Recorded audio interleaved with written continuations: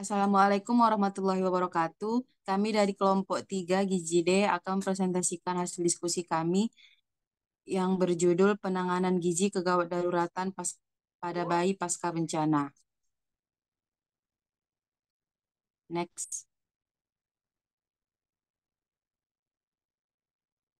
Adapun anggota kelompok kami adalah yang pertama Dina Nabila Putri, yang kedua saya sendiri Esi Sophia Marbu, yang ketiga ada Hima Audina Putri, dan yang keempat ada Natasha Salsabila Boruginting.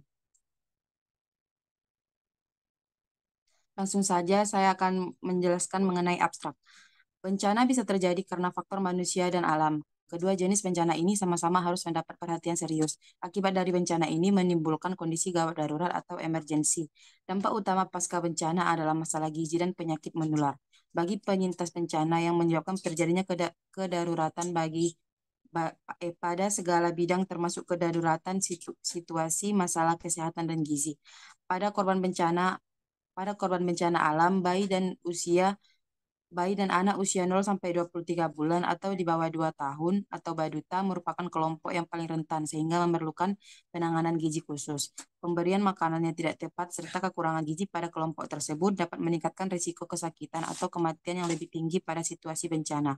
Metode yang digunakan pada penulisan artikel ini adalah literatur review, yaitu sebuah penelusuran literatur baik internasional maupun nasional yang dilakukan dengan menggunakan database atau scans direct and request.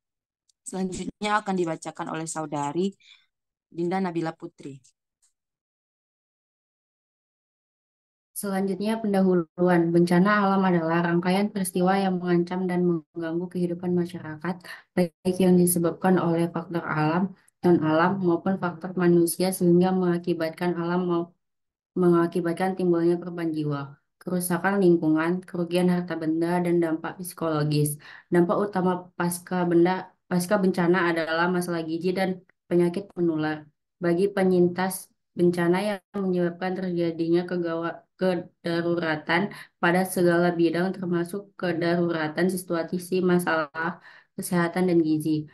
Dalam pelaksanaannya, upaya pengelolaan gizi pada bencana merupakan serangkaian kegiatan yang dimulai sebelum terjadinya bencana, yang meliputi tahap awal darurat ke awal, tahap tanggap darurat lanjutan dan pasca bencana. Kegiatan penanganan gizi pada tahap awal tanggap darurat meliputi pemberian makanan kepada pengungsi agar tidak kelaparan dan agar status gizi tetap terjaga, sehingga tahap tanggap darurat lanjutan bertujuan untuk menanggulangi masalah gizi yang sudah ada melalui proses intervensi.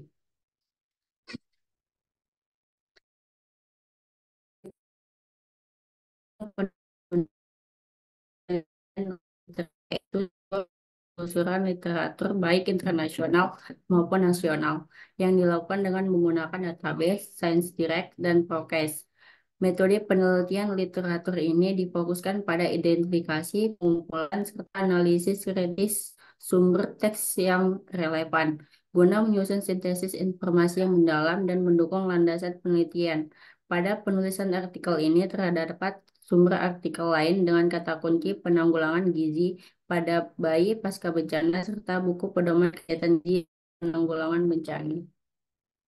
Next. Hasil dan pembahasan. Salah satu strategi penanggulangan bencana adalah dengan mekanisme koordinasi klaster.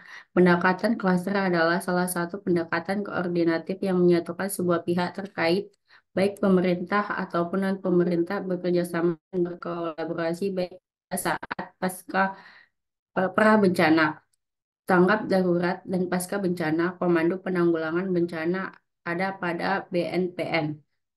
Badan Nasional Penanggulangan Bencana. Dalam PKM nomor 75 tahun 2019 disebutkan bahwa pelayanan gizi adalah salah satu pelayanan yang perlu dilakukan sebagai bagian dari penanggulangan krisis kesehatan yang bertujuan untuk meningkatkan dan mempertahankan status gizi kesehatan korban bencana. Oleh karena itu, dalam pendekatan koordinasi klaster, koordinasi kegiatan gizi bencana merupakan tugas dari subklaster gizi di bawah naungan klaster kesehatan. Selanjutnya akan dibacakan oleh teman saya. Selanjutnya yaitu pemberian makan bayi dan anak atau PMBA. Pada saat bencana, standar emas PMBA harus tetap diusahakan berjalan.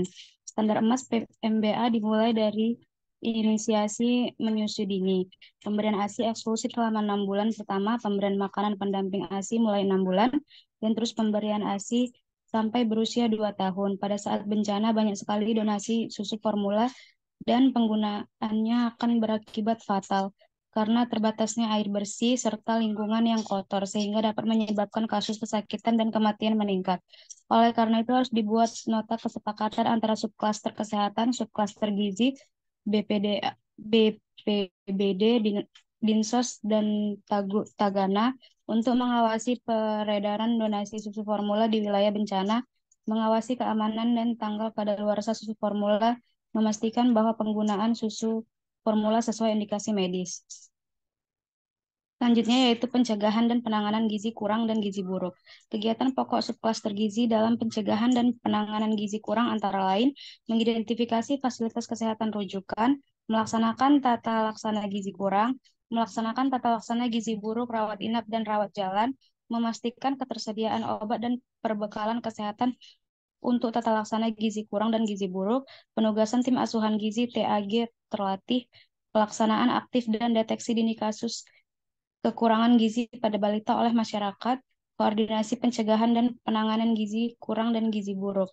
Kegiatan penanganan gizi dalam prabencana pada dasarnya merupakan aktivitas antisipasi terjadinya bencana dan mengurangi resiko dampak bencana.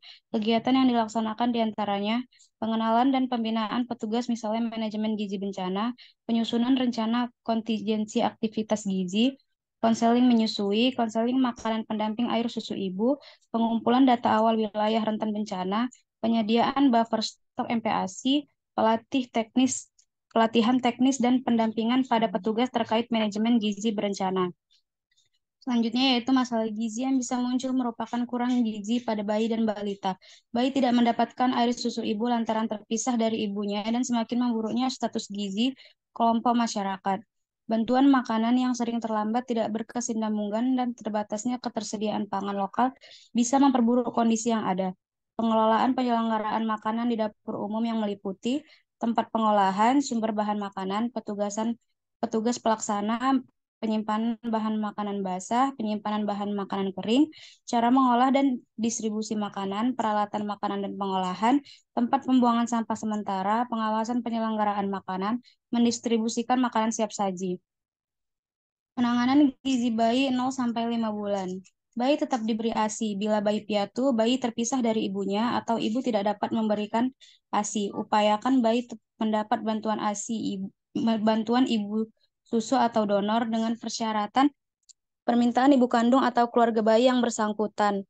Identitas agama dan alamat pendonor ASI diketahui dengan jelas oleh keluarga bayi. Persetujuan pendonor setelah mengetahui identitas bayi yang diberi ASI. Pendonor ASI dalam kondisi kesehatan baik dan tidak mempunyai indikasi medis, ASI didonor tidak diperjualbelikan. Bila tidak memungkinkan bayi mendapat ibu susu atau donor, bayi diberikan susu formula dengan pengawasan atau didampingi oleh petugas kesehatan. Penanganan gizi anak usia 6-23 bulan. Baduta tetap diberi ASI. Pemberian MPASI yang difortifikasi dengan zat gizi makro, pabrikan atau makanan lokal pada anak usia 6-23 bulan. Pemberian makanan olahan yang berasal dari bantuan ransum umum yang mempunyai nilai gizi tinggi. Pemberian kapsul vitamin A biru bagi yang berusia 6-11 bulan dan kapsul vitamin A merah bagi anak berusia 12-59 bulan. Bila bencana terjadi dalam waktu kurang dari 30 hari setelah pemberian kapsul vitamin A, maka balita tersebut tidak dianjurkan lagi mendapat kapsul vitamin A. Dapur umum sebaiknya menyediakan makanan untuk anak usia 6-23 bulan. Air minum dalam kemasan diupayakan selalu tersedia di tempat pengungsian. Selanjutnya akan dibacakan dengan teman saya. Kesimpulan, kegiatan penanganan gizi dalam prabencana pada dasarnya merupakan aktivitas antisipasi terjadinya bencana dan mengurangi resiko dampak bencana.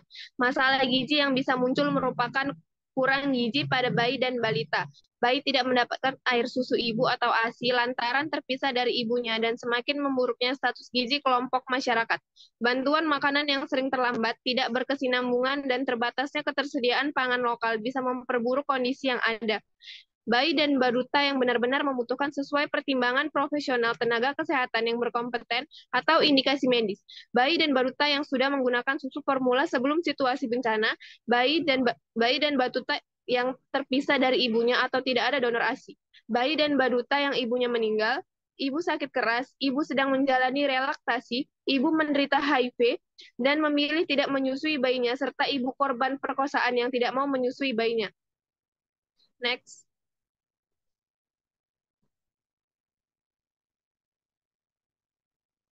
Saran, dengan adanya pembahasan penanganan gizi gawat daruratan pada bayi pasca bencana, harapannya terhadap tulisan ini dapat bermanfaat untuk kalangan banyak.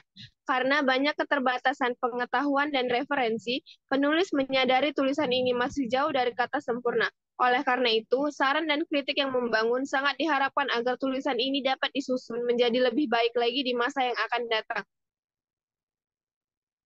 Selanjutnya, saya kembalikan kepada moderator. Demikian hasil diskusi kami pada hari ini. Jika ada kesalahan kata, kami mohon maaf. Assalamualaikum warahmatullahi wabarakatuh.